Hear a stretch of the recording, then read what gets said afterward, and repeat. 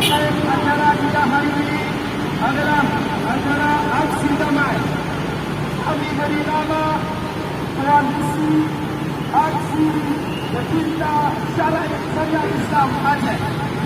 Pertanyaannya, mengapa harus ada aksi pada hari ini? Karena kalau aksi hari ini tidak dilaksanakan, maka kita bangsa Aceh, Raja Ulun Aceh, semuanya dalam berdosa.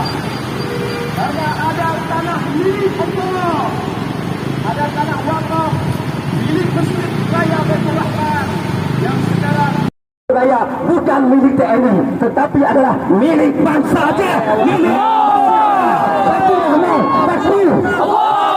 mereka yang menguasai tanpa izin Masjid Raya, mudah-mudahan Allah hancurkan, Allah benamkan ke dalam tanah di belakang padang.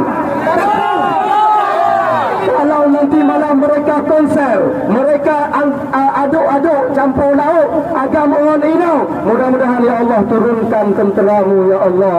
Ya Mahir, ya benar yang dibahasa ini, hancurkan mereka dan orang-orang yang membela mereka ya Allah. Yang membela mereka ya Allah. Yang membela mereka ya Allah. Mereka ya Allah. Bubar, kira-kira itu dah bubar. lanjut. Selanjutnya kami minta perwakilan daripada